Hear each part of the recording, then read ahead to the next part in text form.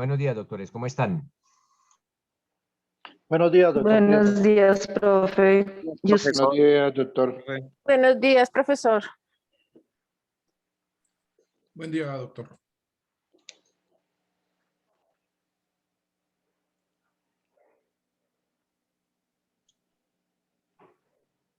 Bueno, doctores, ¿en qué artículo quedamos ayer? ¿Me recuerdan, por favor? Profe, vamos a explicar. En el noveno, la antijuricidad. En el noveno. Quedamos en la antijuridicidad, ¿sí? Sí, señor. En el 11. ¿Se alcanzó a explicar la antijuridicidad? No, señor. Vale, perfecto. No, profe. Entonces, espérenme y comparto pantalla.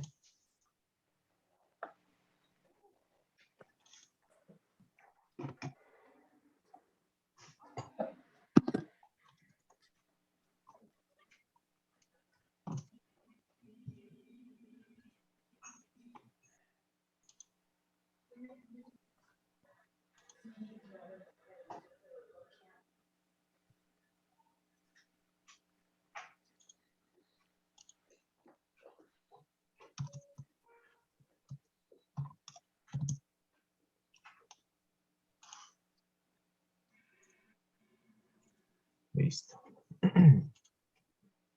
Antijuridicidad, mis doctores. Estamos hablando del artículo 11.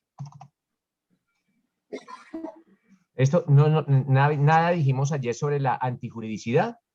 Sí, señor, si alcanzamos a acotar algo, doctor Pero, Prieto. doctor Latorre, ¿qué se alcanzó a acotar?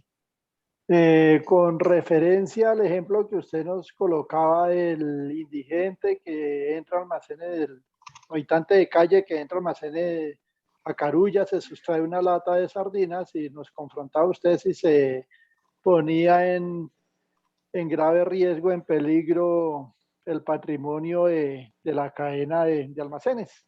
Perfecto. Entonces, unos decían que sí, otros decíamos que no, y cada quien daba su opinión. Listo, señor Latorre, gracias. Entonces decíamos ayer, mis doctores, que pues la antijuridicidad es otro de los elementos que debe tener todo delito, acorde con nuestra legislación penal. Y básicamente, mis doctores, cuando hablamos de antijuridicidad, estamos hablando que se pone en peligro el bien jurídicamente tutelado o se pone seriamente en peligro ese bien jurídicamente tutelado. Entonces, cualquiera de las dos se pone en peligro, se pone en riesgo, en alto riesgo, ese bien jurídicamente tutelado. Si la conducta no es antijurídica, mis doctores, no será delito. Acordémonos que debe de cumplir los 3 requisitos. Esto es tipicidad, antijuridicidad y culpabilidad. Pero ya vimos tangencialmente la tipicidad, tipicidad objetiva y tipicidad subjetiva. Y ahora entramos a estudiar este otro ingrediente denominado la antijuridicidad.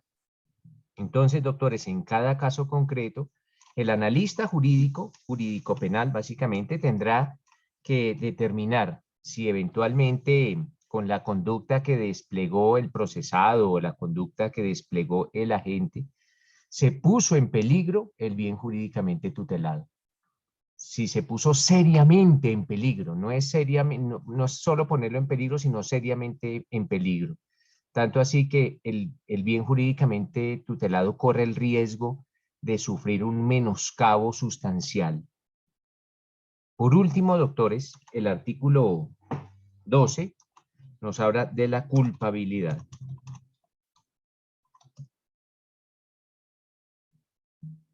Es el último elemento que se tiene que presentar para que hablemos que una conducta es delictiva o que es considerada como delito.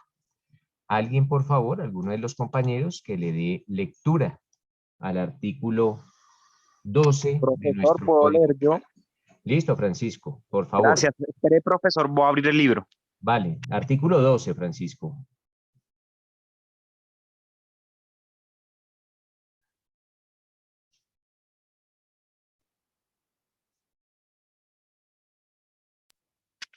¿Listo?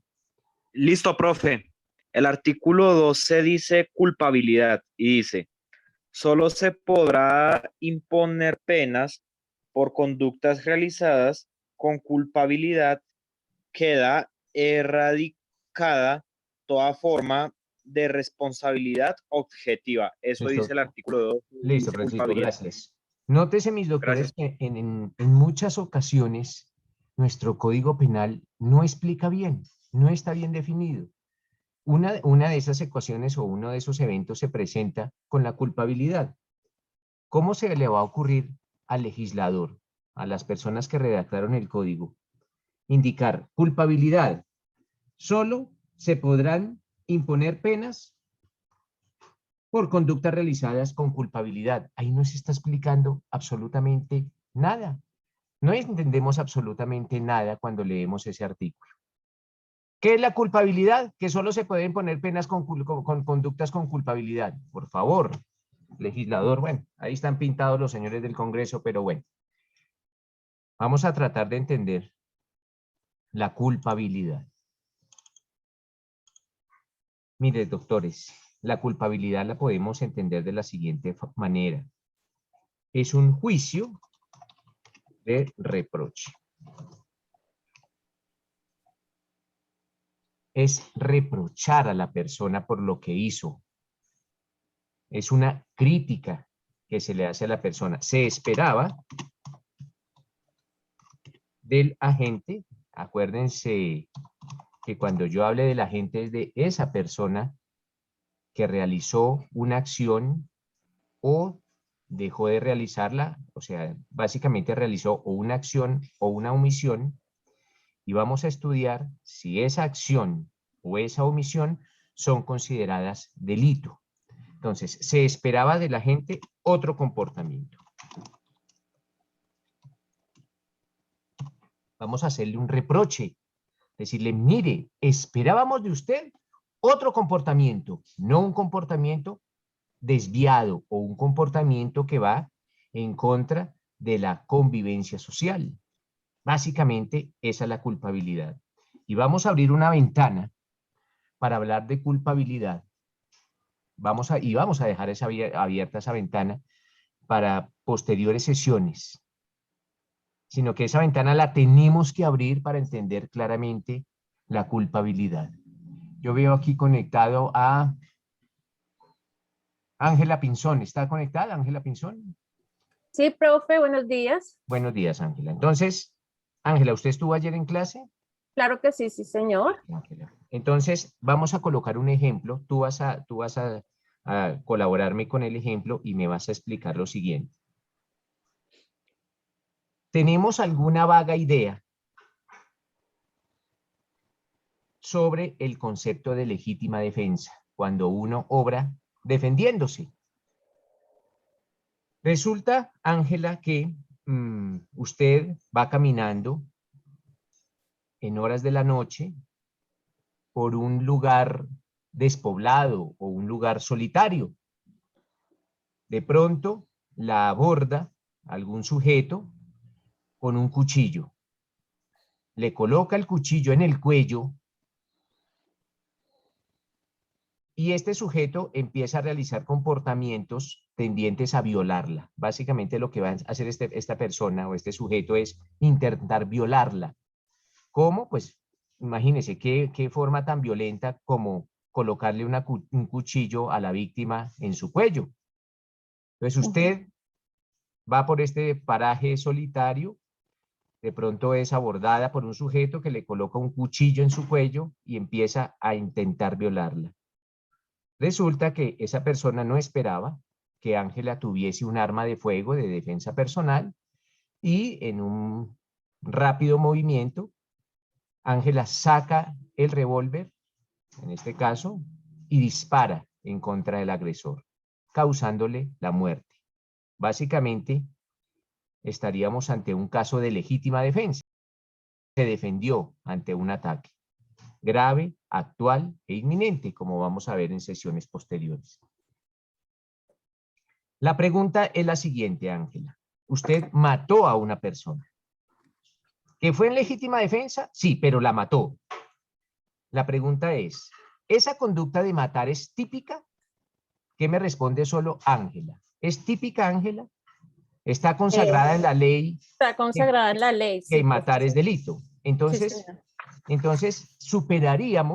superaríamos el análisis de tipicidad. El analista jurídico penal de ese comportamiento dirá, sí, la conducta de Ángela es típica. ¿Por qué? Porque matar, esa acción de matar está consagrada en la ley como delito. Pero Segundo no, análisis. Espera, Ángela, no le estoy pidiendo opiniones, sino solo respuestas. Segundo análisis. Vamos a estudiar la antijuridicidad. Esto es, con el actuar de Ángela, ¿se puso en peligro el bien jurídicamente tutelado de la otra persona? Esto es, la vida. Sí, sí. Estoy hablando con Ángela, por favor. sí, señor. Listo, Ángela. Claro que sí. Claro que señor. sí. Porque usted cegó la vida a otra persona.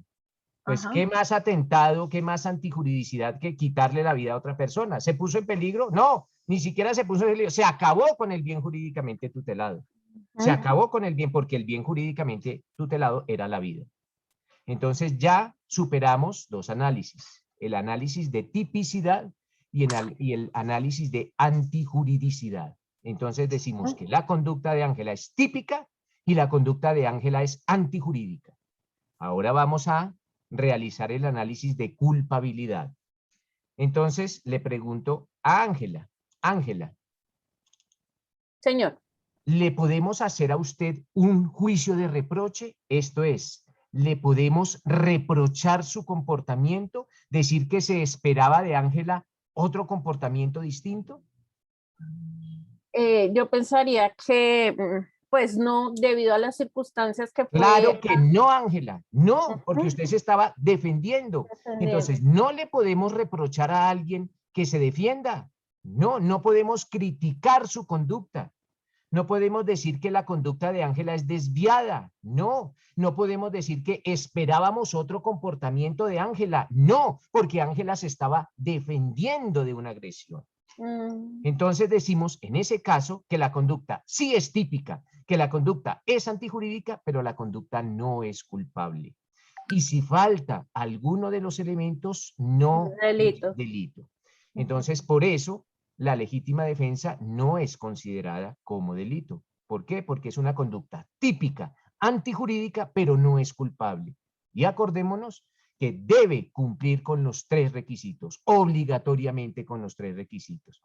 Entonces, y dejamos la puerta abierta de la para sesiones posteriores, pero con la legítima defensa entendemos perfectamente la culpabilidad, que es una conducta completamente típica, completamente antijurídica, pero no es culpable, porque no podíamos esperar otro comportamiento de Ángela sino ese, y no lo podemos reprochar, porque todo mundo tiene el derecho a la defensa ante una agresión grave e inminente. Ángela, ¿quedó comprendida con la culpabilidad con ese ejemplo? Claro que sí, profesor. Perfecto. Bueno. ¿Qué nos dice Juan Cobo?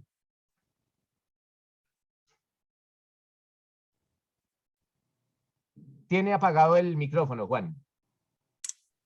Ya. Profe, en esos casos he escuchado que ahí se evalúa cuando es la arma de fuego y arma blanca, que la arma de fuego es de mayor proporción. Entonces ahí como Eso es que tendría una mentiras, Juan, eso es culpabilidad. mentiras. Cuando hablemos de la legítima defensa vamos a hablar sobre la proporcionalidad, pero eso de las armas es completamente mentira. La persona que le diga eso no sabe de derecho penal, porque Ángela no podría decir, oiga, agresor, violador, espéreme que traiga un cuchillo, porque es que yo tengo es un revólver. Entonces, espéreme, voy a la casa, traigo un cuchillo para poderme defender. No, eso sería absurdo, sería absurdo. O Ángela podría decir, uy, Por eso no, sería ilegal. estoy hablando con Juan, por favor no me interrumpan. No seamos indisciplinados con eso porque, y quiero formarlos porque en una audiencia ante un juez los sacan de la audiencia si se interrumpen de esa forma. Estoy hablando con Juan.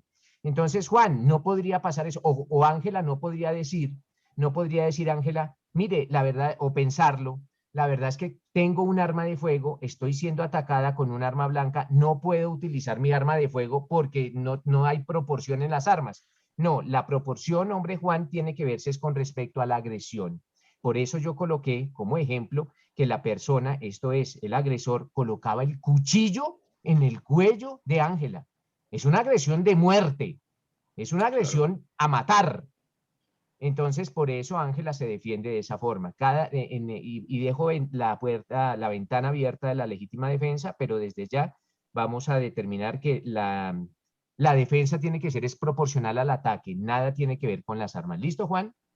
Dale, profe, gracias. Vale, perfecto. ¿Qué nos dice María Camila? Profe, es que yo tengo una pregunta, algo que leí ayer. Préndame la cámara, María Camila, por favor. ¿Esto? Cuénteme. Profe, es que yo ayer estaba leyendo algo que le modificaron al Código Penal sobre la eutanasia, pero no entendí. No, básicamente no se modificó el Código Penal, María Camila. Lo que pasa es que sobre la eutanasia, esto es un pronunciamiento del día de ayer de la Corte Constitucional, en el cual se indicaba anteriormente que la eutanasia solo se podía practicar cuando la persona tenía graves e incurables dolores productos de una enfermedad incurable. Antiguamente, ahora cambió la postura de la Corte Constitucional y se determinó, aunque solo salió por ahora el comunicado, se determinó que se puede practicar la eutanasia así no haya una enfermedad grave e incurable. Entonces ya quitaron ese pedacito, pero vamos a esperar a que salga en su totalidad la sentencia para estudiarla. Pero hasta ahora solo conocemos eso, María Camila. Gracias. Vale, ¿qué nos dice don Víctor Merchán? Profesor, buenos días. Tengo una inquietud, pero entonces esto no se aplicaría en el personal de la Policía Nacional, porque ellos me imagino que tienen un curso con respecto a lo de la tonfa o como les dicen, bolillo o bastón.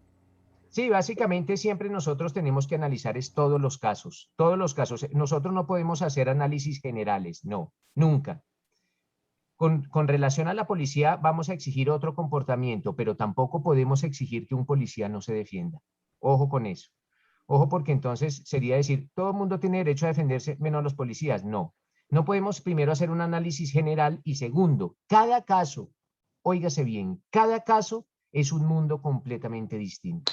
No hay casos generales, todos los casos no se juzgan con el mismo rasero. Cada caso tendrá unas circunstancias de tiempo, modo y lugar que debemos analizar y debemos también determinar si esa persona tenía el derecho o no tenía el derecho de defenderse, pero en cada caso tendrá un análisis completamente particular y especial. Cada caso, entonces cuando Víctor me diga, la policía no, digamos un caso en el cual un policía fue agredido, cómo fue agredido y si tenía el derecho o no tenía, o si podía o no podía defenderse. ¿Listo, Víctor? ¿Qué nos dice el señor Elber? Doctor, buenos días.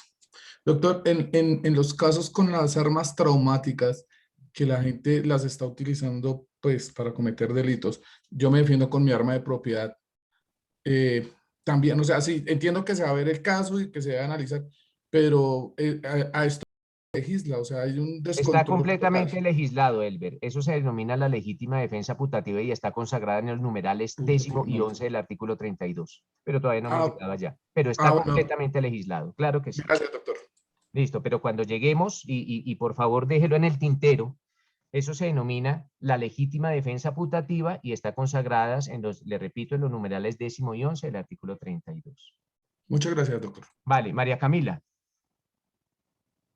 Profe, ¿y si el arma de Préndame la cámara, María Camila. ¿Cómo me dice? Que si el arma que tenía Ángela era ilegal. Indistintamente que el arma que tuviese Ángela fuese ilegal o no, ella tenía el derecho a defenderse. Lo que pasa es que eventualmente podrá ser procesada por el delito de porte ilegal de armas o tráfico, fabricación o porte de armas de fuego, accesorio, partes o municiones, como lo indica el artículo 366 del Código Penal. Pero el homicidio, vamos a hablar solo del homicidio, el homicidio si fue... o la acción de matar a otra persona, si fue con legítima defensa, no responderá penalmente por la muerte del agresor, pero sí enfrentará un proceso por el porte del arma sin el permiso legal. José Humberto. Profe, una pregunta. ¿Qué pasaría si, por decirlo así, se utiliza un arma que es usada para las artes marciales? Por ejemplo, unos chacos o un bo o una katana. Sí, básicamente, José Humberto, usted se puede defender con lo que tenga a la mano. Usted tiene que salvaguardar su vida con lo que tenga a la mano. Y si tiene a la mano esas armas, son perfectamente válidas. Cualquier cosa que tenga a la mano, lo importante es usted salvaguardar su derecho a la vida. Y si la agresión no es contra mí, sino contra otra persona, pero igualmente es de muerte. No importa, por eso les decía que dejamos abierta esa ventana, pero le respondo, la legítima defensa se puede ejercer contra sí mismo para favorecer nuestro derecho a la vida o para favorecer el derecho a la vida de un tercero. Pero eso lo vamos a ver después, ¿vale? Pero de una vez le informo, usted puede obrar en legítima defensa, por ejemplo, si ve que están agrediendo a cualquier persona. Usted puede actuar, digamos, en legítima defensa de un tercero. Muchas gracias. Vale, perfecto. Listo, mis doctores. Entonces, miren que con ese ejemplito, y dejamos esa ventana abierta, y lo vamos a desarrollar más a profundidad posteriormente, con ese ejemplo entendemos la culpabilidad. ¿Con cuál ejemplo? Pues básicamente con el ejemplo de la legítima defensa, porque la legítima defensa, siendo una conducta típica y antijurídica, no es culpable. Y si no es culpable, doctores, no es delito. Listo, mis Profesor, yo doctores. tengo una pregunta. Pero no me levanta la mano, Francisco José, levánteme la mano, ¿listo? Pero cuénteme y préndame la cámara. Es una conducta punible dependiendo de la clase de arma, ¿verdad? No, es una conducta punible. En la legítima defensa será una conducta típica y antijurídica y no es culpable, entonces no será delito y si no es delito, no es conducta punible. ¿Vale? Ah, listo. Aquí lo que analizamos es que no es culpable. ¿Por qué? Porque no podemos reprochar, no podemos hacer un juicio de reproche la conducta de Ángela. No podemos decir, oiga, Ángela, pero usted se debió haber quedado quieta y no utilizar el arma. Pues, ¿cómo le vamos a reprochar eso si Ángela lo que estaba era defendiéndose de un violador que le colocó un cuchillo en el cuello? De hecho, antes tenemos que aplaudir la respuesta de Ángela para defender su vida y su formación, libertad e integridad sexual. Entonces, con ese ejemplo entendemos claramente lo relacionado con la culpabilidad. Ahora, doctores, artículo 13, por favor. Alguien que le dé lectura.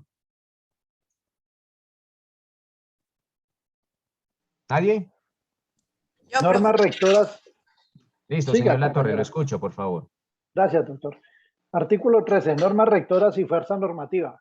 Las normas rectoras contenidas en este código constituyen la esencia y orientación del sistema penal. Prevalecen sobre las demás e informan su interpretación. Miren, doctores, gracias. Básicamente, ¿qué nos dice este artículo 13? Ya abandonamos, con el artículo 13 abandonamos el estudio de las normas rectoras. Para mejor entender, o para entenderlo de una forma más adecuada, lo que le indica el Código Penal al estudioso del derecho penal es lo siguiente.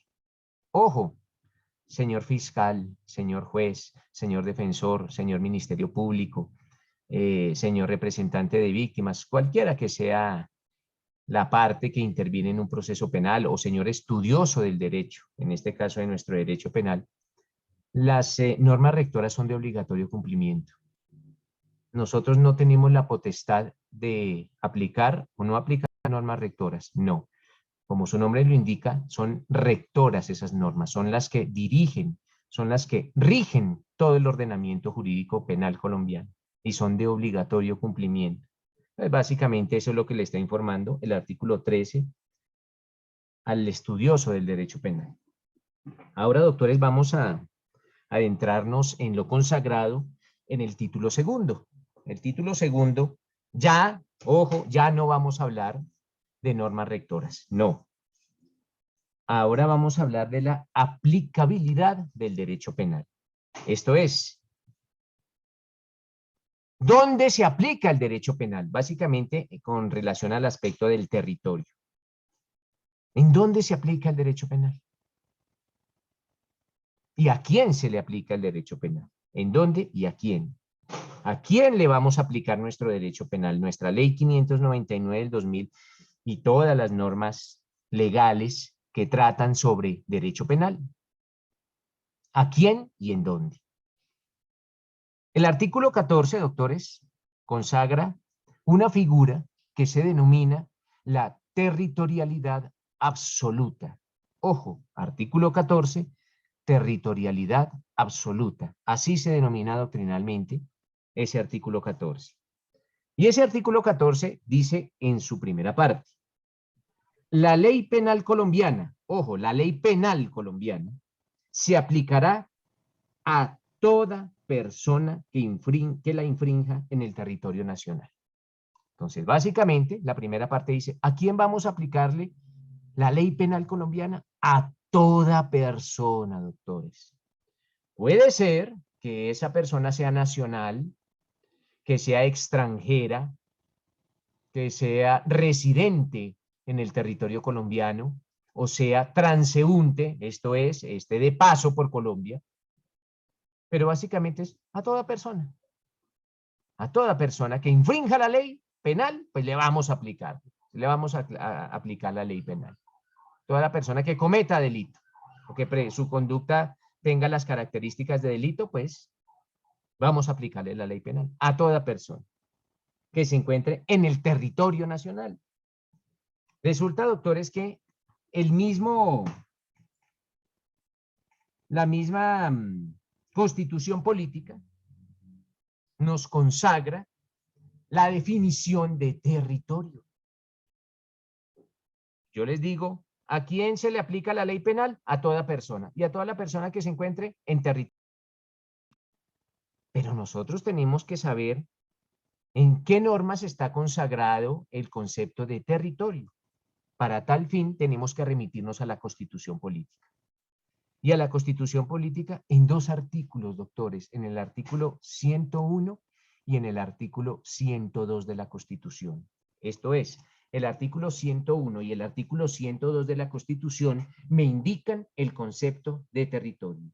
Algún compañero que por favor se remita al artículo 101 y 102 de la Constitución, que todos nosotros entendamos cuál es el concepto de territorio. No es el concepto que nosotros creemos, sino el concepto que está plasmado en la Constitución política. ¿Quién quiere darle de lectura a los artículos 101 y 102 de la Constitución política? Miguel Ángel.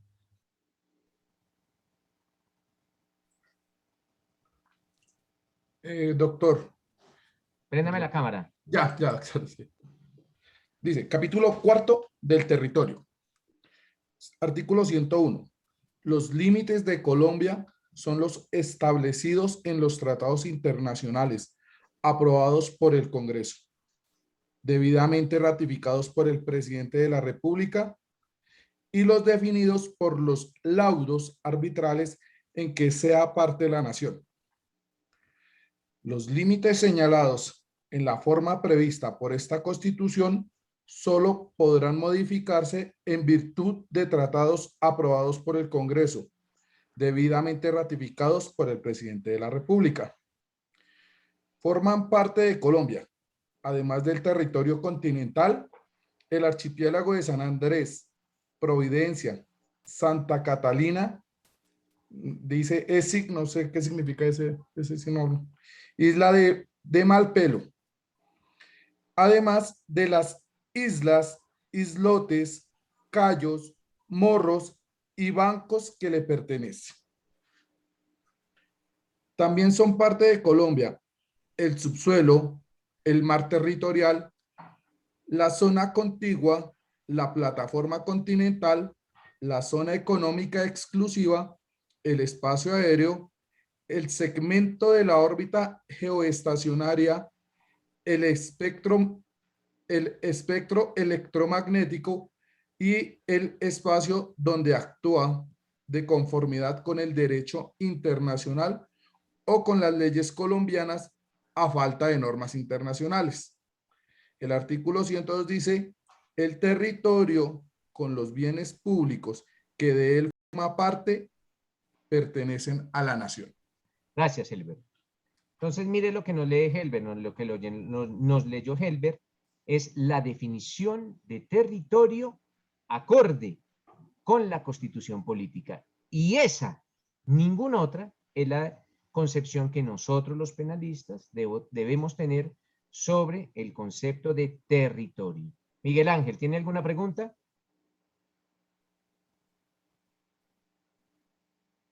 Miguel Ángel Quintero. Bueno, se nos fue Miguel Ángel. John Alejandro. Profe, sí, ¿qué pasa con los aeropuertos? Ya que son una parte de tránsito en el territorio colombiano. La ¿Es pregunta que yo le hago algo a usted, Alejandro, diferente? es, ¿el aeropuerto de El Dorado, por ejemplo, está en territorio colombiano? Sí, Hace parte del territorio colombiano. ¿Sí me entiende? Ni siquiera, es más aún, ¿qué pasa en el aire? Si está en el espacio aéreo colombiano, está en territorio colombiano. ¿Por qué? Porque el espacio aéreo hace parte de nuestro territorio. Entonces, no pasa nada con los aeropuertos. Cometer el delito en el aeropuerto es como cometerlo en cualquier otra parte de nuestro territorio colombiano. ¿Listo, John? sí, señor. Listo, perfecto. ¿Qué nos dice, qué pregunta tiene o qué inquietud? Jairis. Sí, doctor, buenos días. Buenos días. Doctor, una pregunta, por ejemplo, en los casos que uno ve a veces en las noticias, así que una persona en el territorio colombiano comete un delito, pero entonces lo piden en su país. Entonces, mi pregunta es, si lo cogen las autoridades colombianas y así conforme lo está explicando aquí la Constitución, ¿no sería acá juzgado ya, no en su país? ¿O cómo sería? Jairis, si cualquier persona, salvo unas excepciones que vamos a ver más adelante, pero por regla general, si cualquier persona comete un delito en Colombia, le aplicamos la ley penal colombiana y lo condenamos, si es hallado penalmente responsable, lo condenamos con base en la ley penal colombiana. Sí, digamos, haciendo uso de los derechos humanos o de un convenio de humanidad o un trato humanitario, lo queremos enviar para su país, eso ya será, digamos, por un convenio o un pacto entre los agentes diplomáticos. Por ejemplo, la muchacha china que se puso, la colombiana que se puso a llevar droga a China y la capturaron con droga ya en China y le impusieron cadena perpetua. Pues esa mujer, de pronto por un trato humanitario, podrá pagar su cadena perpetua acá, pero le aplicaron la ley china. ¿Por qué? Porque esta mujer, así fuera colombiana, cometió el delito en China. El territorio sí, pero ya eso será, digamos que un trato humanitario. Pero eso ya será pues como un convenio o algo así que pague la condena acá. Esto, claro está, si el gobierno de China quiere, porque si no quiere hacerlo, tendrá que pagar la condena allá en China. Eso, gracias, don. Vale, perfecto, listo, Jairis. ¿Qué nos dice el señor Latorre? Gracias, doctor. Doctor, en este caso, las embajadas, si alguien comete un delito por nombrar una embajada en la Embajada de Colombia en España, dentro de la embajada. No, pero es que ese no es territorio colombiano, señor Latorre. No es territorio colombiano. No, las embajadas no son territorio colombiano. Por ejemplo, la Embajada de Estados Unidos en Bogotá, esa cuadra o esa manzana, o eso no es territorio colombiano. O sea, el espacio de la embajada es territorio, para el caso que me está comentando, de la embajada de Estados Unidos aquí en Usted quiere Bogotá. conocer Estados Unidos y no tiene plata, señor Latorre, entre a la embajada de Estados Unidos y a partir del primer paso que dé la embajada, ya está en territorio norteamericano. Correcto, pero entonces en esa premisa, si alguien está en España y dentro de la embajada de Colombia... Es como si cometiera el delito en la 19 con séptima. Correcto. Porque Muchas ese gracias, espacio es territorio colombiano. Correcto. Perdón, doctor, y ahí otra pregunta. Si una nave colombiana, un avión, un barco, está en territorio extranjero, en agua... Bueno, pero entonces espéreme, señor Latorre, porque eso hace parte de la extraterritorialidad y todavía no hemos entrado allá, pero lo vamos a ver ahorita. Pero por ahora es solo territorialidad absoluta, que es solo territorio. Ya vamos a ver ahorita extraterritorialidad, ¿vale? Muy amable, doctor. Gracias. Listo, perfecto. Sofía. Profe, y digamos en el caso de las fronteras. Sí, pero es que mira que la frontera es un paso allá o un paso acá. Si se comete el delito en la línea fronteriza, digamos en la línea, en toda la línea, porque puede, si tú ya estás, la frontera simplemente delimita, por ejemplo, ¿qué divide a Colombia con Venezuela? En muchas partes de la frontera lo divide un río. Por ejemplo, en Arauca lo divide el río. ¿Qué pasaría si el delito se comete en el río? Es el país que primero asuma la investigación. Ojo, el país que primero asuma la investigación. Porque ahí no se sabe en qué país la cometió, porque está en el río, de hecho es la frontera, entonces es el país que primero asuma la investigación. ¿Listo, Sofía? Vale, perfecto. Entonces, doctores, básicamente ese es el concepto de territorialidad absoluta. La ley penal se le aplica a las personas que cometen delitos en territorio colombiano. Y el territorio es todo ese concepto, no solo en la tierra, sino todo el concepto. Por eso el compañero no leyó el artículo 101 y el artículo 102 de la Constitución. Pero nótese, mis doctores, que ese artículo 14 dice, salvo las excepciones consagradas en el derecho internacional. Quiere esto decir que existen algunas excepciones y que esas excepciones están consagradas en el derecho internacional. Tenemos que saber cuáles son esas excepciones. Para entender las excepciones, les voy a compartir pantalla y vamos a escribir.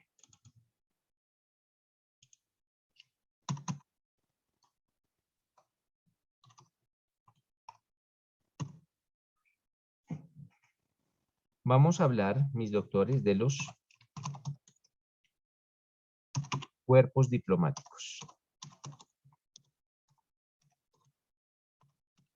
Básicamente,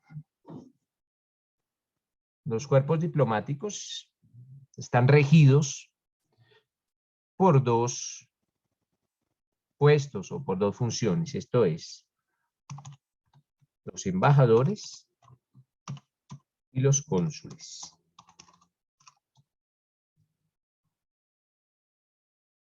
Vamos a hablar de ellos. Vamos a hablar, doctores, de los embajadores y vamos a hablar de los cónsules. Ustedes han oído que una persona es embajadora o es cónsul. Entonces el embajador, hoy lo escucharon en la inauguración de los Juegos Olímpicos, estaba el embajador de Japón en Colombia. El representante del gobierno japonés, el principal representante del gobierno japonés en Colombia, es el embajador. Vamos a hablar de esas personas, de los embajadores.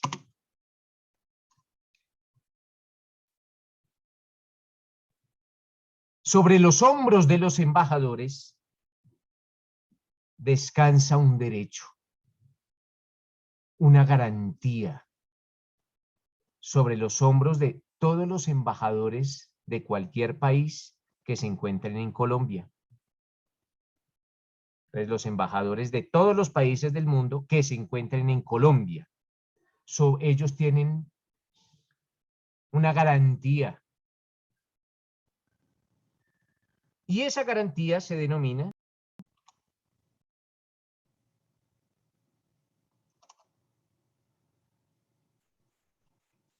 antes de eso, a ver cómo lo explicamos. ¿Inmunidad diplomática? Sí, pero es que hay dos clases de inmunidad diplomática, pero lo vamos a entender con un ejemplo. Antes de eso. Si un embajador, doctores, si un embajador de cualquier país del mundo, ojo, si un embajador de cualquier país del mundo comete un delito en Colombia, lo juzga su país. Entonces vamos a colocarlo de esa forma. Embajadores, si cometen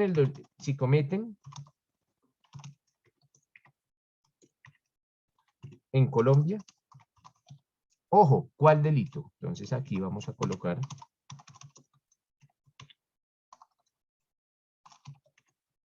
cualquier delito, ojo, cualquier delito. Lo juzgará su país.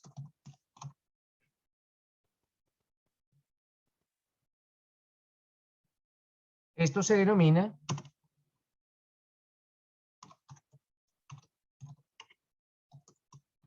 la inmunidad absoluta. Inmunidad absoluta. Entonces, mis doctores, si un embajador comete cualquier delito, ojo, cualquier delito en Colombia, lo juzga su país de origen. Entonces, si el embajador de Japón, ustedes lo vieron en televisión, le da por matar a un colombiano, pues lo juzga Japón. Si le da por violar a una mujer en Colombia, lo juzga Japón. Entonces, doctores, sobre los embajadores descansa esa inmunidad que se denomina la inmunidad absoluta. Cualquier delito que cometa un embajador en territorio colombiano, lo juzga su país. Ojo, pero esa inmunidad solo la tienen los embajadores. Ahora vamos a hablar de los cónsules.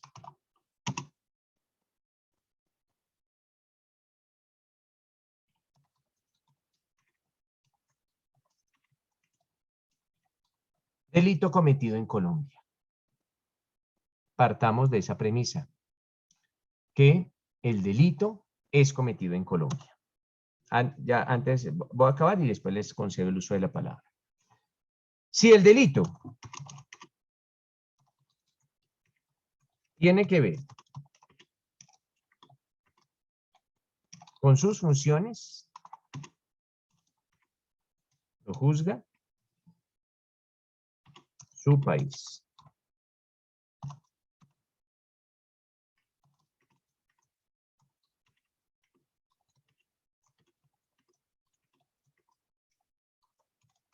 Si el delito no tiene que ver con sus funciones,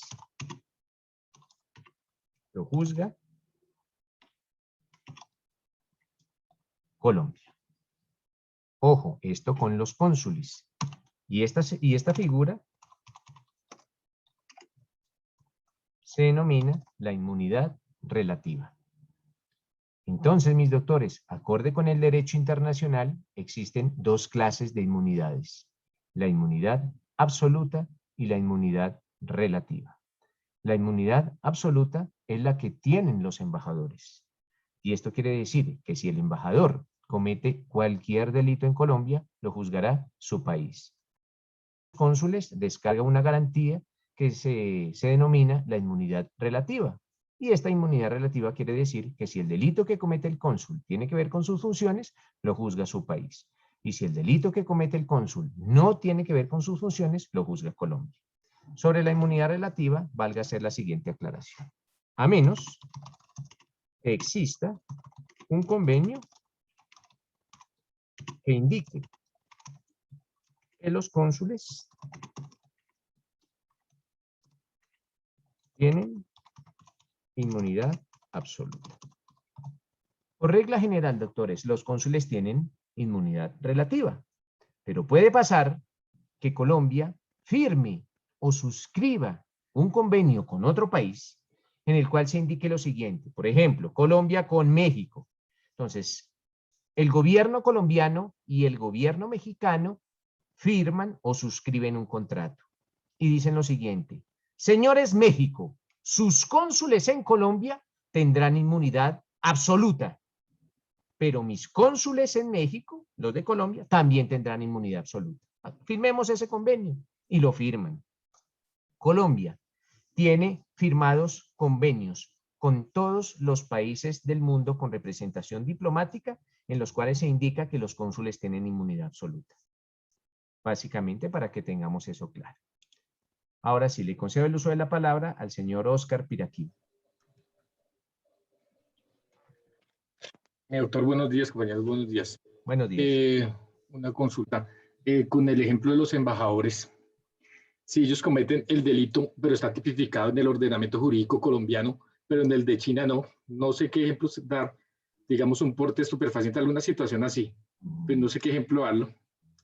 Sí, básicamente, digamos, si el embajador Para nosotros es delito, pero para los chinos no. Igual él será juzgado, ellos tienen inmunidad absoluta, Oscar, ellos serán juzgados en China, y en China eso no es delito, porque no es dónde, sino con las leyes de qué país.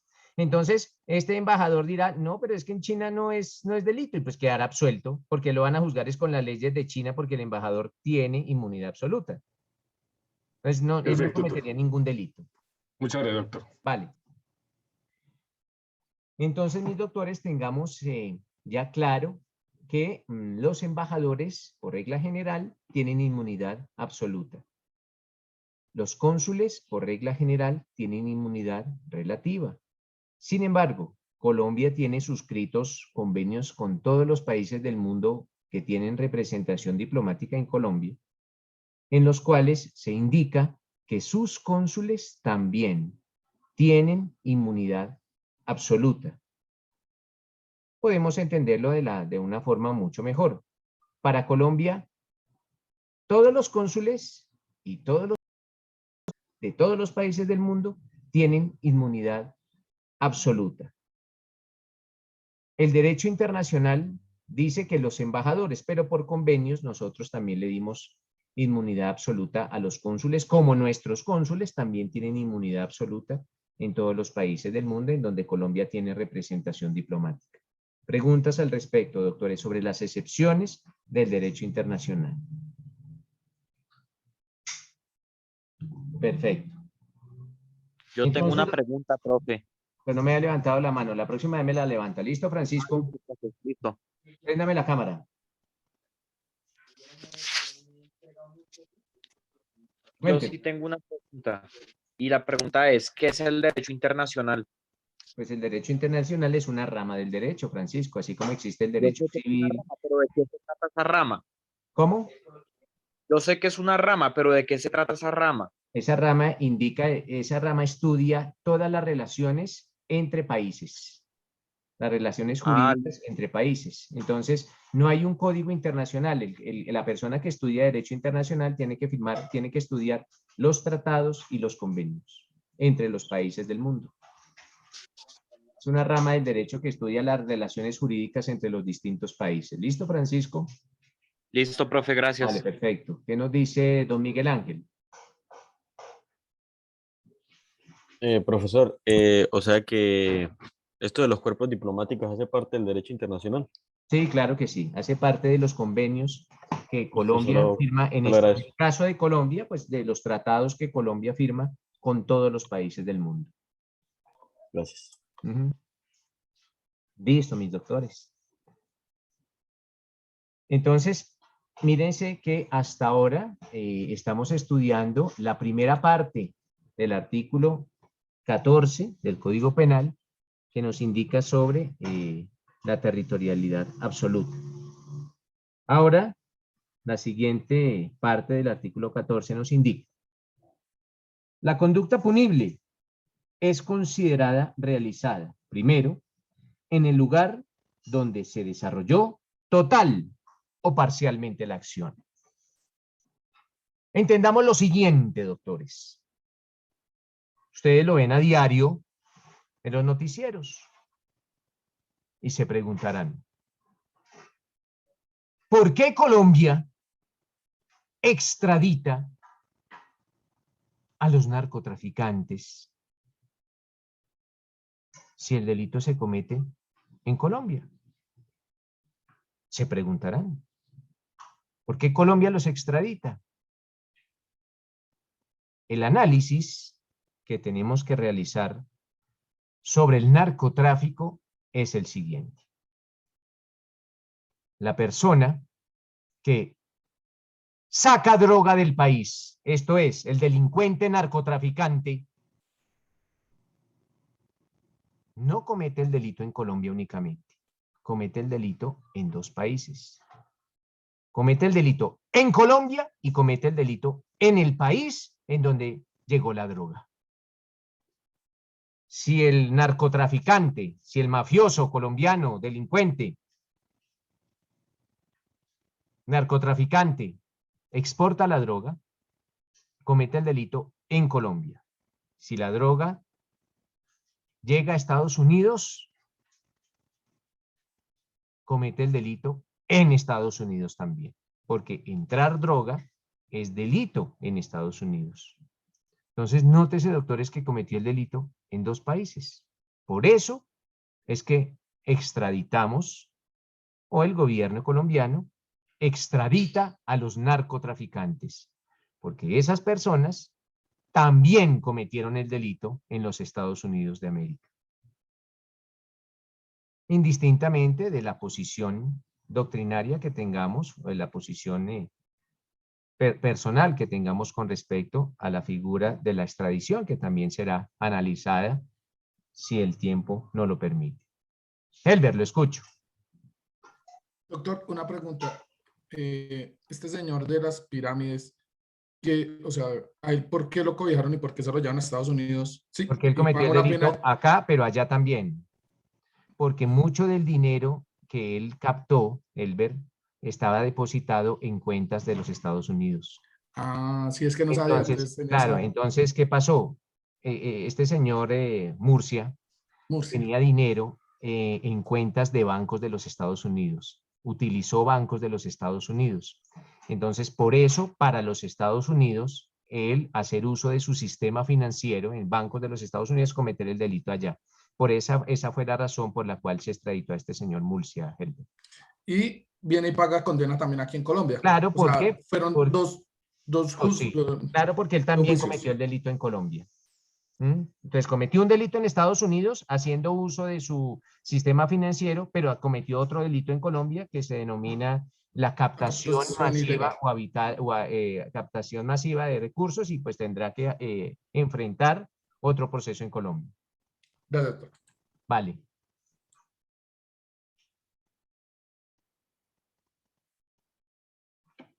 Segundo numeral del artículo 14 nos indica que la conducta punible se considera realizada en el lugar donde debió realizarse la acción omitida. Acordémonos que una persona puede cometer un delito o por acción o por omisión, por un hacer o por un no hacer, y que esa persona comete un delito por omisión cuando tiene el deber, tiene la obligación de hacer y no hace. Por ejemplo, en el caso del salvavidas, les decía, el caso del salvavidas que tiene la obligación de socorrer a los bañistas que tengan algún percance y no lo hace. Cometerá un delito por omisión. ¿Por qué? Porque su profesión le exige un comportamiento y él no desarrolla ese comportamiento, él se queda quieto. Entonces él omite realizar el comportamiento debido y también comete un delito, sino que se denominan, doctores, delitos por omisión, por omisión. Y por último, el artículo 14 dice que la conducta punible se considera realizada en el lugar donde se produjo o debió producirse el resultado. Artículo 15, doctores, territorialidad por extensión. Entonces, ya no solo vamos a consagrar el concepto de territorio que trae el artículo 101 y 102 de la Constitución, sino vamos a ampliar ese concepto. Por eso se denomina territorialidad por extensión y lo mismo la extraterritorialidad. ¿Algún compañero que por favor le dé lectura a ese artículo 15 que nos indica o nos habla sobre la territorialidad por extensión, por favor?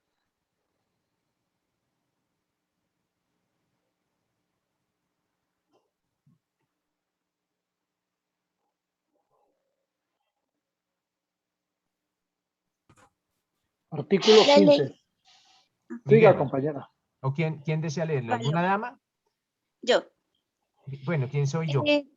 Jimena Palacios. Listo, Jimena, préndame la cámara y léame el artículo 15, por favor. Ok, pues.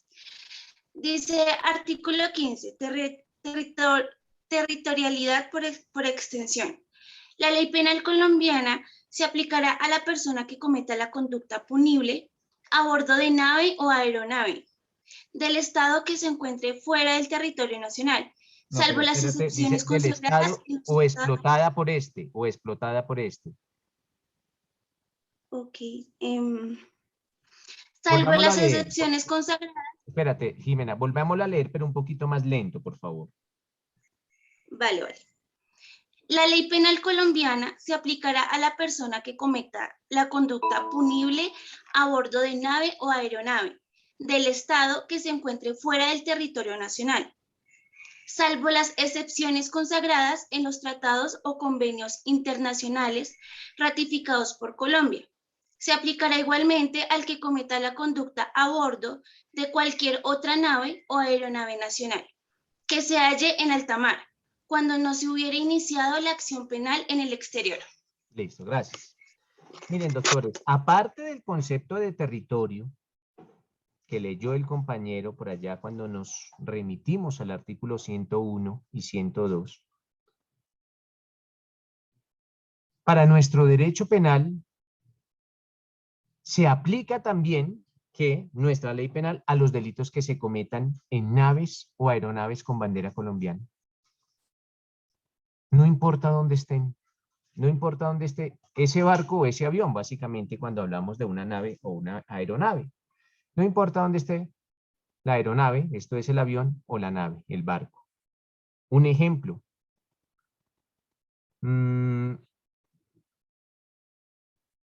Si ustedes conocen el buque Gloria de la Armada Nacional, esa es una nave, es un barco, ese buque Gloria. Si ese buque Gloria se encuentra en el puerto de Rotterdam o en Nueva York,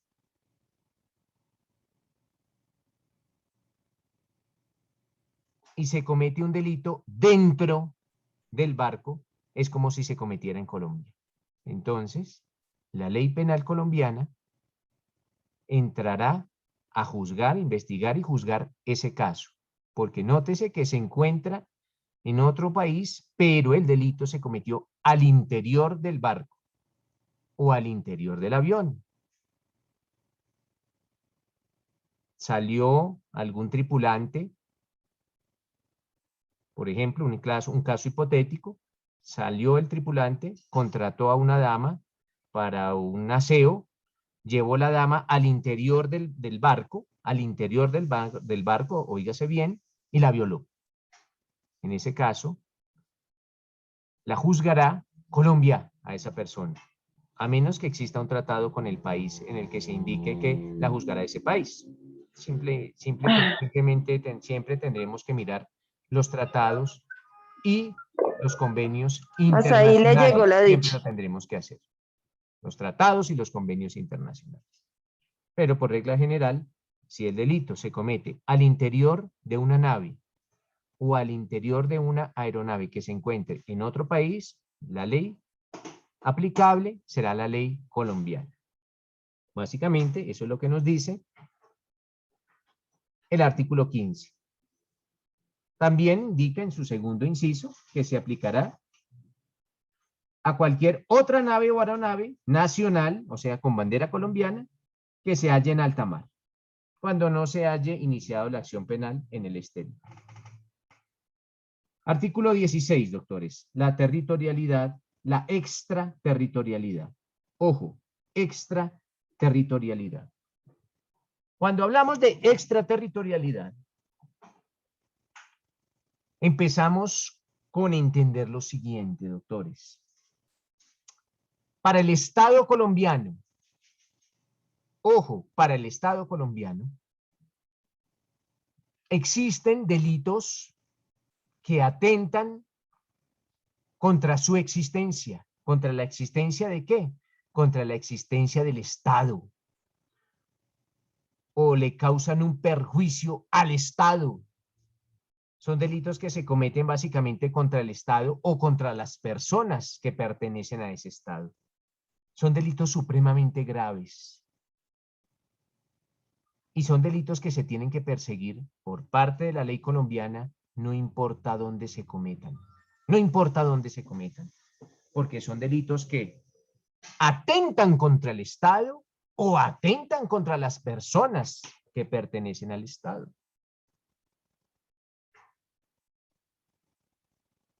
Y el Estado debe proteger esas conductas para que no se vuelvan a cometer. Tiene que castigar esas conductas, básicamente.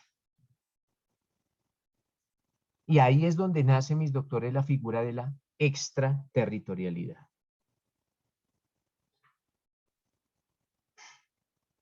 ¿El doctor Latorre está conectado?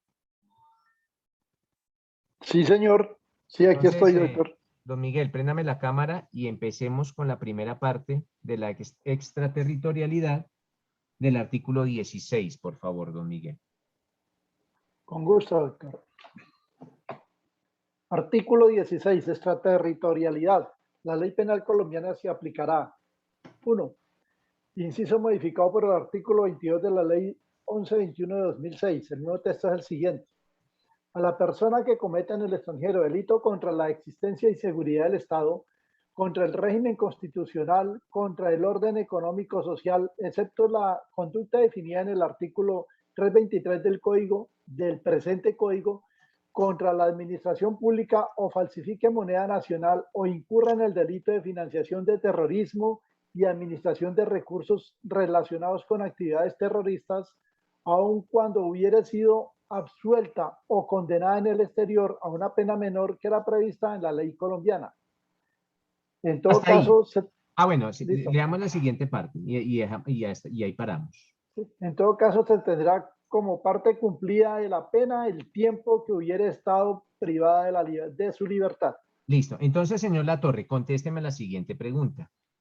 Acorde con el numeral primero de ese artículo 16, que nos habla de la extraterritorialidad, la ley penal colombiana se le aplica a quién, solo acorde con el numeral primero, ¿a quién?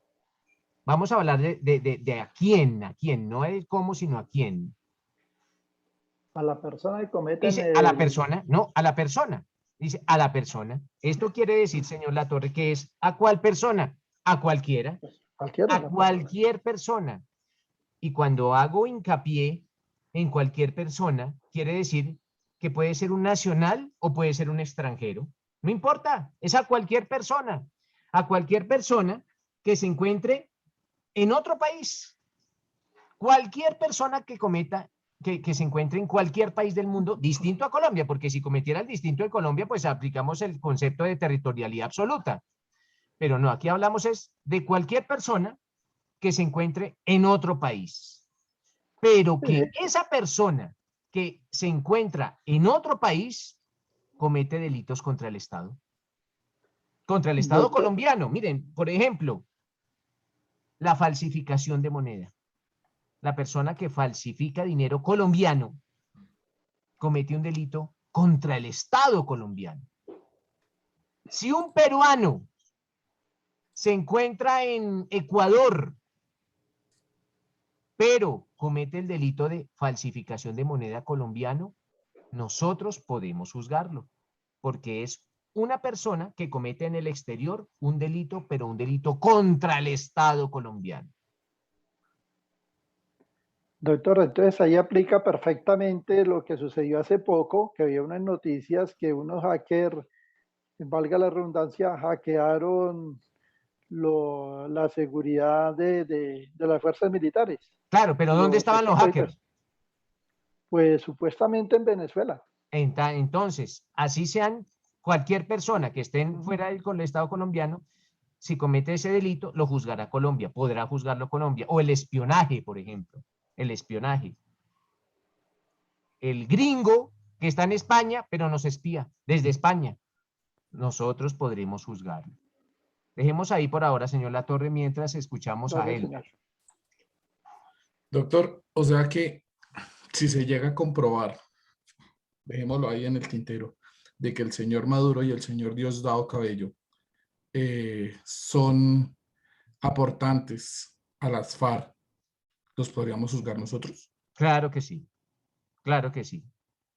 Porque son personas que cometen un delito contra Colombia, ojo, contra Colombia, pero se encuentran en el extranjero. Y son personas extranjeras, no importa. No importa el cargo que Sí, no tenga importa tampoco. el cargo. Permítame un momentico, doctor. Gracias.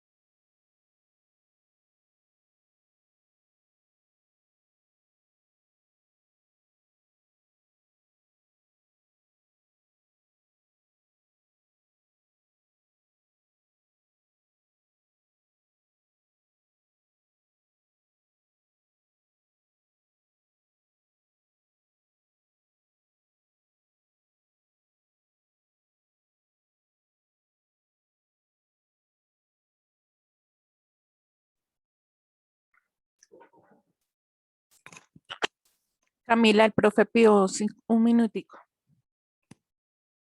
Ya vuelve.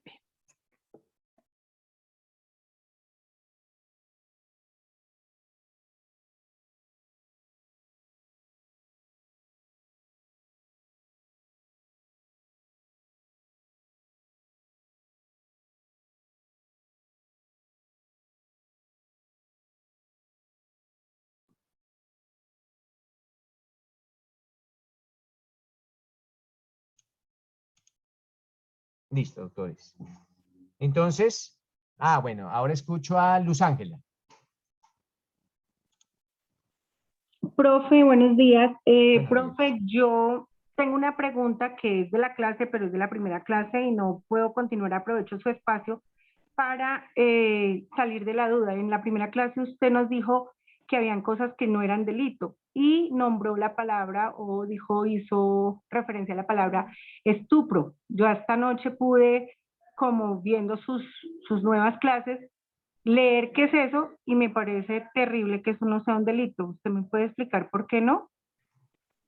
Mira, antiguamente, bueno, mira, eso es como mira, ¿qué pasa con el estupro? Mira, pasaba lo siguiente con el estupro, Luz Ángela. Tú eres una dama y tu sueño, bueno, no es hoy en día, no lo es hoy en día, pero era el sueño de muchas mujeres hace muchos años, no de hoy en día, porque hoy en día las mujeres ya tienen mucha más independencia y se liberaron de estar subyugadas ante los hombres y de esta cultura machista que teníamos en Colombia, afortunadamente. Pero antiguamente, cuando existía el estupro, se consideraba que muchas de los sueños de las mujeres era casarse y tener hijos. Era su sueño, era su más grande anhelo y era su realización personal. Y los hombres aprovechaban para tener relaciones sexuales con ellas. Entonces llegaba el hombre y le decía, Luz Ángela, dame lo que denominamos coloquialmente, dame la pruebita de amor. Si tú me das la pruebita de amor, yo me caso contigo. Y Luz Ángela, pues, con su ilusión y con su anhelo de casarse, pues le daba la pruebita al tipo. Y el tipo después se perdía. Por eso decíamos que el estupro es el que promete para meter y después de haber metido, incumple lo prometido. Así básicamente se entendía el estupro. Como esa es una conducta completamente machista y las mujeres se liberaron y las mujeres afortunadamente ya no están subyugadas a los hombres, entonces esa evolución social, Luz Ángela, y en el cual se le dieron todos los derechos y todas las herramientas y las facultades y ojalá les den más a las mujeres, hace que el estupro se retire de nuestro ordenamiento jurídico. ¿Por qué? Porque ya no, y muchos hombres hoy en día prometen para meter y no cumplen después de haber metido, pero las mujeres saben que no van a cumplir, las mujeres lo saben. Entonces, porque ya hay una liberación por parte de las mujeres del yugo de los hombres. Básicamente es esa evolución social la que hizo que se retirara el estupro, lo mismo que la bigamia. La bigamia también antes era delito, pero pues la evolución social hace que ya esto no sea considerado como afectaciones tan graves a la sociedad. Básicamente es por eso, Luz Ángela.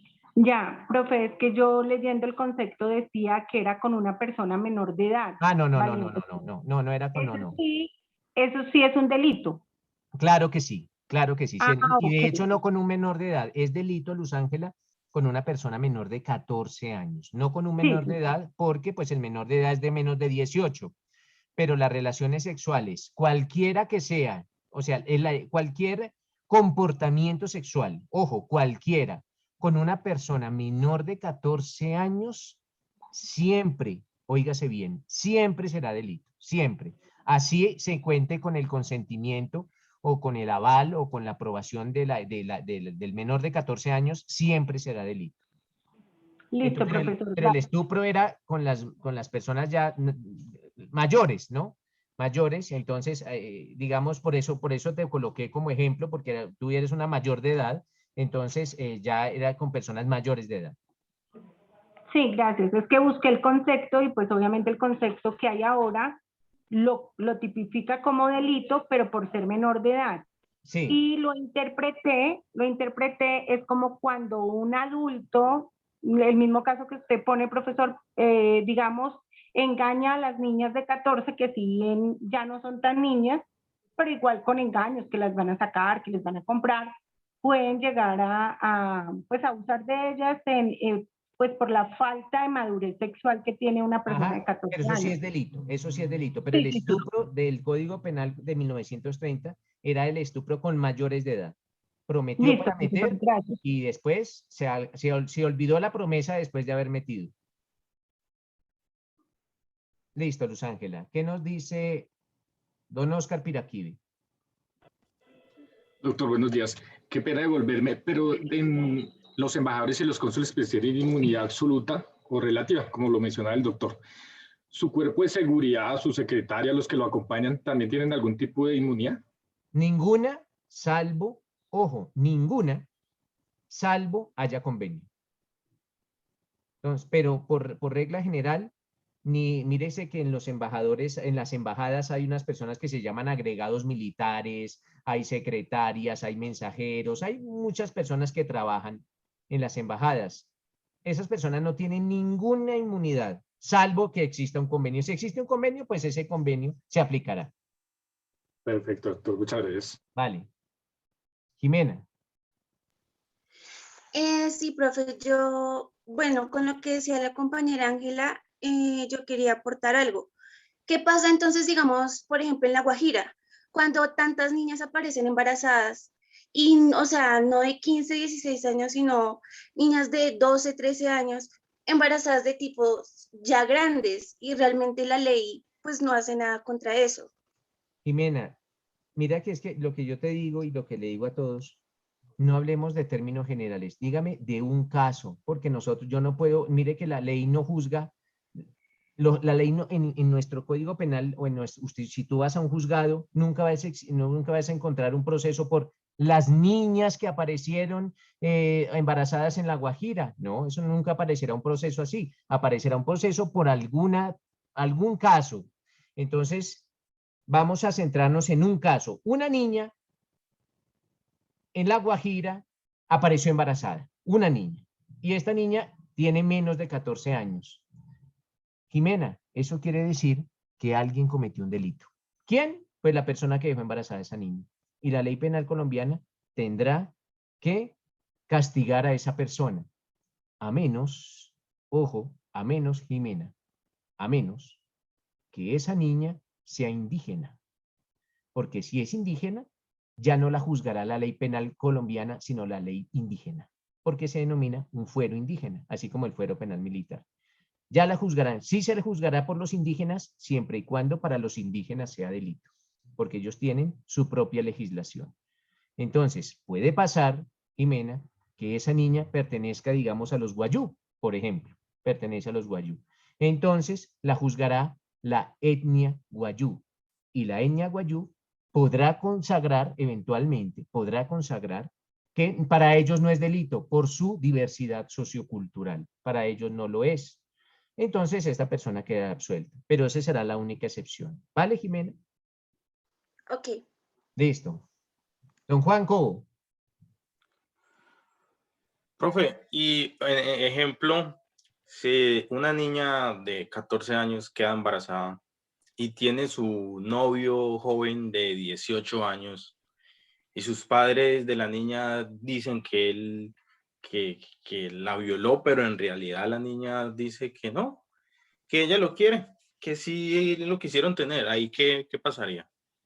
Juan, cuando una persona sostenga relaciones con otra menor de 14 años, siempre será delito. Siempre. Así ella lo quiera, así ella lo consienta, así ella, mejor dicho, así ella sea la que tomó la iniciativa, por decir algo.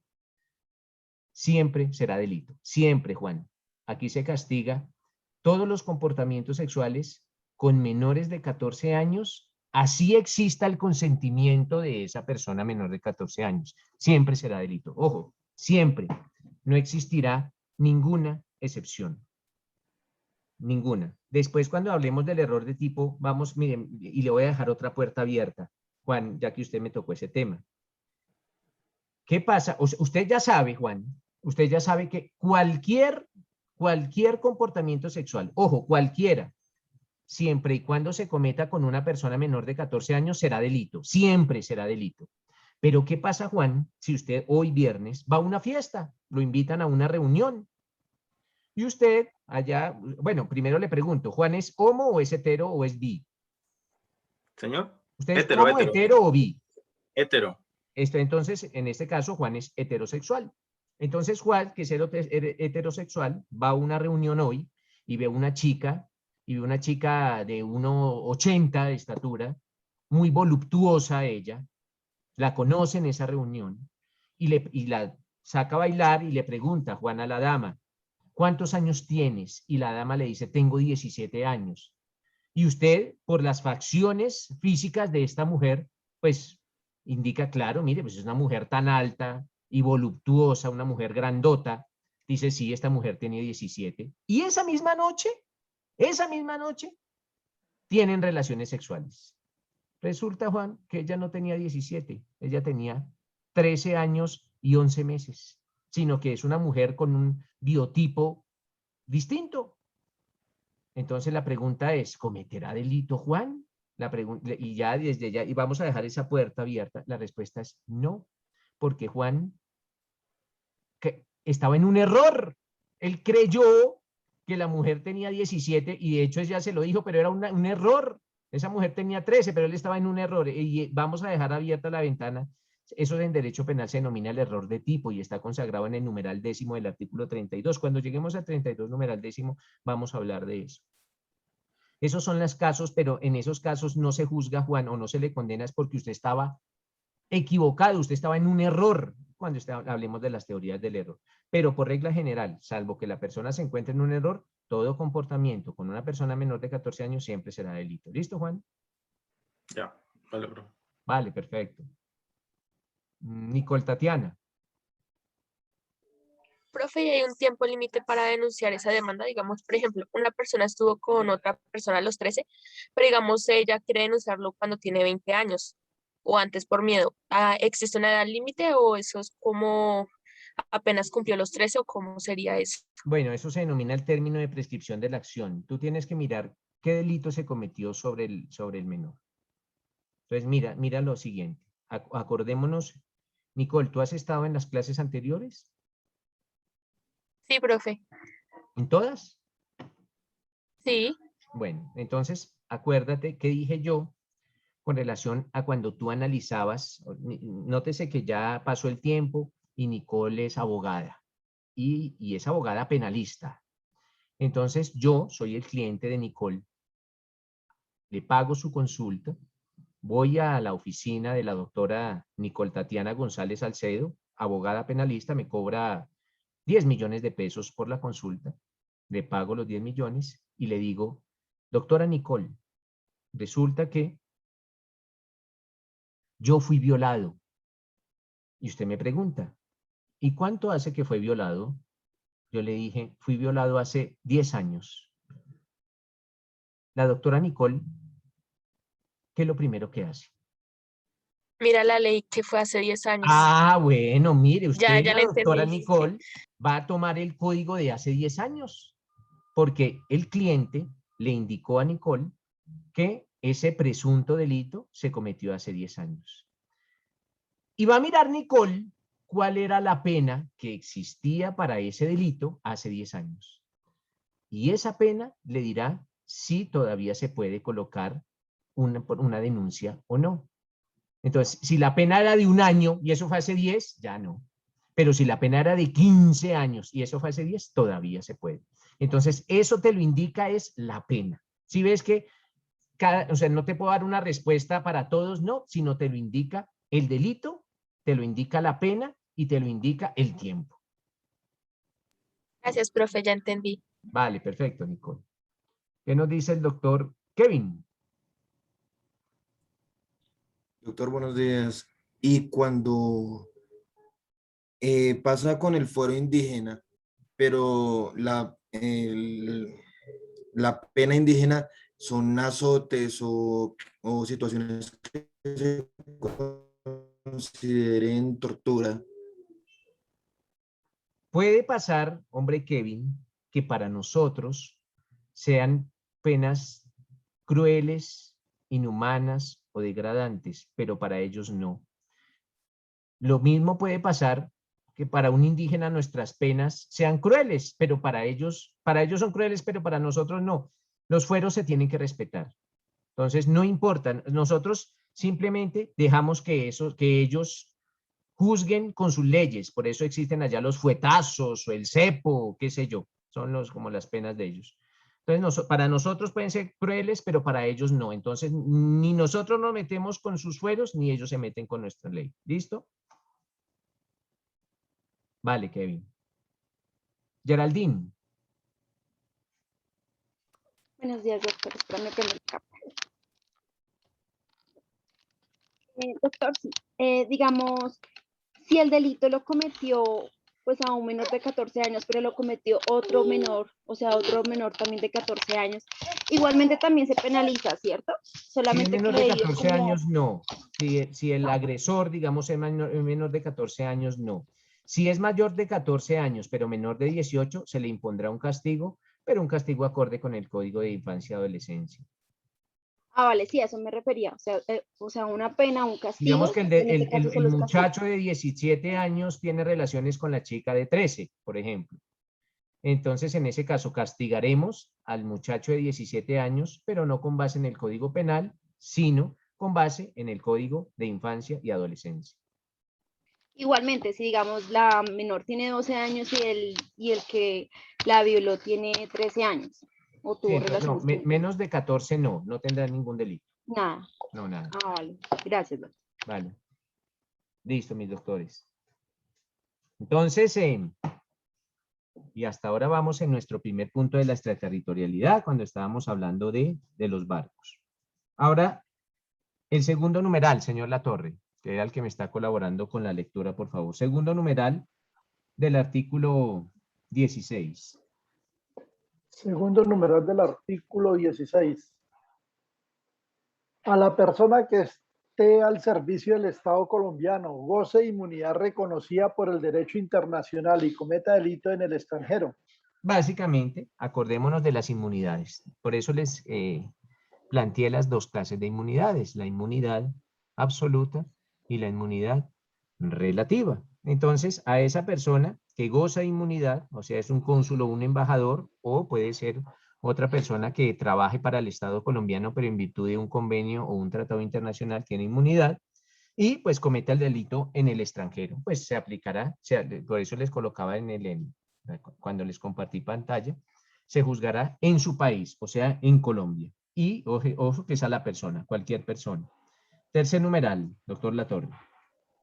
A la persona que esté al servicio del Estado colombiano no goce inmunidad reconocida por el derecho internacional y cometa en el extranjero delito distinto de los mencionados en el numeral primero cuando no hubiere sido juzgada en el exterior. Entonces, nótese que es una persona que está al servicio del Estado y no tiene inmunidad. El mensajero de la Embajada de Colombia en España, él no tiene inmunidad, ni relativa ni absoluta. No hay un convenio que diga que él tiene inmunidad. Y ese mensajero mata a una mujer allá en España. Y resulta que las autoridades españolas no hicieron nada. Pues nosotros, si ellos no hacen nada, nosotros sí podemos hacer. Porque esto tampoco se puede volver un refugio de delincuentes. Entonces, ese es el caso típico, el ejemplo típico de ese numeral tercero del artículo 16. Numeral cuarto, señor Latorre. Al nacional que fuera de los casos previstos en los numerales anteriores se encuentra en Colombia después de haber cometido un delito en territorio extranjero, cuando la ley penal colombiana lo reprima con pena privativa de la libertad cuyo mínimo no sea inferior a 2 años y no hubiera sido juzgado en el exterior. Si se trata de pena inferior, no se procederá sino por querella de parte a petición del Procurador General de la Nación. Listo. Nótese que acá ya no es cualquier persona. Vamos a hablar es de un colombiano, porque la primera parte de este numeral dice al nacional. ¿Al nacional qué? Pues al nacional colombiano. Es a ese colombiano que comete un delito en el extranjero. Pues es un nacional que comete un delito en el extranjero pero se encuentra en Colombia. Por eso dice, se encuentra en Colombia. Entonces, el colombiano, miren, ustedes vieron un caso en las noticias, un colombiano que le pegó a un español en el metro de Madrid y perdió el ojo. Si las autoridades españolas no hicieron nada y ese colombiano viene acá a Colombia, ese colombiano cometió un delito allá y allá no hicieron nada, pues nosotros íbamos a castigar a esa persona. Si allá no hacen nada, básicamente. Entonces, ese es el típico caso. Lo entendemos mejor con ejemplos. Numeral quinto, señor Latorre. Al extranjero que fuera de los casos previstos en los numerales 1, 2 y 3, se encuentra en Colombia después de haber cometido en el exterior un delito en perjuicio del Estado o de un nacional colombiano que la ley colombiana reprima con pena privativa de la libertad, cuyo mínimo no sea inferior de 2 años y no hubiere sido juzgado en el exterior. En este caso, solo se procederá por querella de parte o petición del Procurador General de la Nación. Entonces es esa persona, ojo, extranjera, es esa persona extranjera que se encuentra en Colombia, pero antes cometió un delito en el extranjero. El peruano que mató en Lima, allá mató a otra persona en Lima y se encuentra en Colombia. Se encuentra en Colombia y Lima no hizo nada, Perú no hizo nada, entonces nosotros lo vamos a castigar. Eso se denomina en la doctrina el Estatuto de la Jurisdicción Mundial, así se denomina, Estatuto de la Jurisdicción Mundial, y básicamente, le repito, lo que busca es que Colombia no se vuelva como un refugio de delincuentes, o que los países no se vuelvan refugios de delincuentes. Y numeral sexto, señor Latorre. Sexto, al extranjero que haya cometido en el exterior un delito en perjuicio de extranjero, siempre que se reúnan estas condiciones. A, que se halle en territorio colombiano. B, que el delito tenga señalada en Colombia pena privativa de la libertad cuyo mínimo no sea inferior a 3 años. C, que no se trate de delito político. Y D, que solicitada la extradición no hubiera sido concedida por el gobierno colombiano. Cuando la extradición no fuere aceptada, habrá lugar a proceso penal. En el caso de que se refiere el presente numeral, no se procederá sino mediante querella a petición del Procurador General de la Nación y siempre que no hubiera sido juzgado en el exterior. Listo, mis doctores. Entonces, ese es el último evento en el cual se vislumbra este Estatuto de la Jurisdicción Mundial. Vamos a remitirnos, para ir un poco más rápido, ya que casi no tenemos tiempo, al título tercero, al artículo 19. Básicamente, mis doctores, el artículo 19 de la conducta punible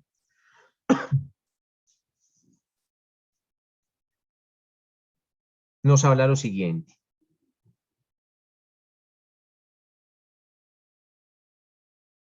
Las conductas punibles se dividen en delitos y contravenciones.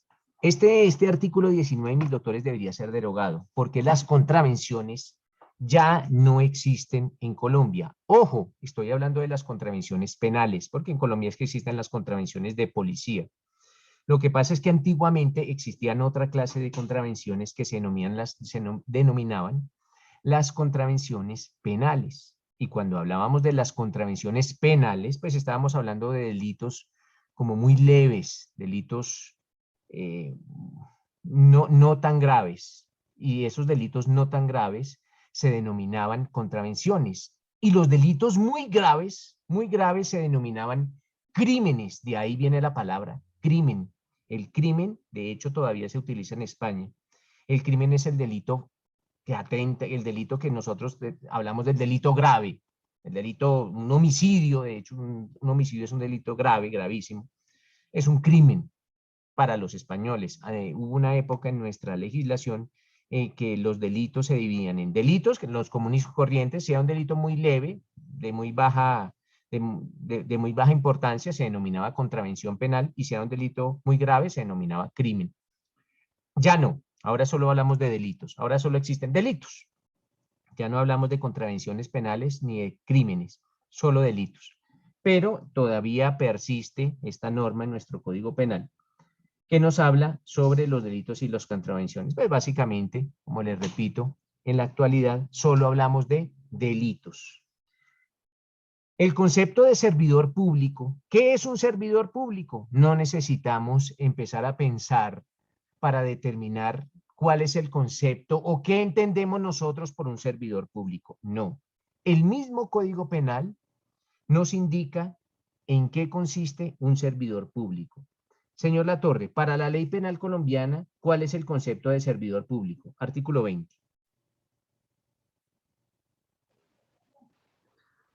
Artículo 20. Servidores públicos. Para todos los efectos de la ley penal, son servidores públicos los miembros de las corporaciones públicas, los empleados y trabajadores del Estado y de sus entidades descentralizadas territorialmente y por servicios. Para los mismos efectos se consideran servidores públicos los miembros de la fuerza pública, los particulares que ejerzan funciones públicas en forma permanente o transitoria, los funcionarios y trabajadores del Banco de la República, los integrantes de la Comisión Nacional Ciudadana para la Lucha contra la Corrupción y las personas que administren los recursos de que trata el artículo 338 de la Constitución Política. Perfecto. Entonces, mis doctores, ese es el concepto para la ley penal de servidores públicos. El día de hoy, yo le voy a pedir el favor a la monitora. Este es mi número de celular.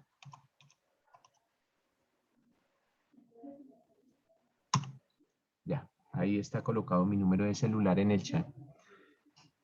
¿Para qué? Para que la monitora me ingrese al grupo de WhatsApp. El día de hoy les voy a colocar una sentencia para que la lean el fin de semana, ya que ustedes pues quieren seguir estudiando el fin de semana Derecho Penal, y vamos a leer una sentencia. De hecho es una sentencia muy reciente, una sentencia, si no estoy mal, del 2019, que nos habla sobre el dolo. La vamos a leer de acá el lunes o martes. ¿Por qué? Porque ya vamos a hablar a partir del lunes del dolo. Vamos a hablar del dolo y vamos a hablar de todas las clases de dolo. Ya vamos a entrar en aguas profundas del derecho penal y es bueno que profundicemos, y profundizamos básicamente con una sentencia. Entonces hoy no solo la subo a la plataforma, sino también la comparto en el grupo de WhatsApp siempre y cuando me ingresen, me integren al grupo de WhatsApp. Si no, solo estará en la plataforma. Entonces, doctores, dejemos ahí, los dejo descansar el día viernes, un poquito más antes. Muchas gracias por su asistencia y les deseo un feliz fin de semana. Gracias, doctor. Gracias, de igual forma, profe. señor. Gracias, profe. Gracias. Muy amable. Buen día. Gracias, profesor. Gracias, profe. Gracias, doctor. Buen día. Profe, qué pena, una pregunta. Cuéntame. ¿Cómo es que se llama cuando a una persona, digamos, le mienten acerca de la edad de, digamos, del ejemplo que estás Eso se dando de la denomina muchacha?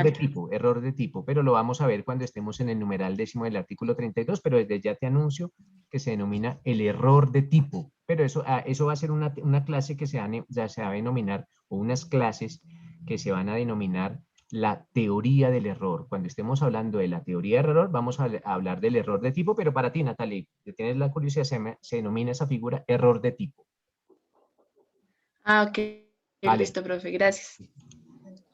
Gracias, profe. Hasta luego. Feliz fin de semana, gracias. Feliz fin de semana.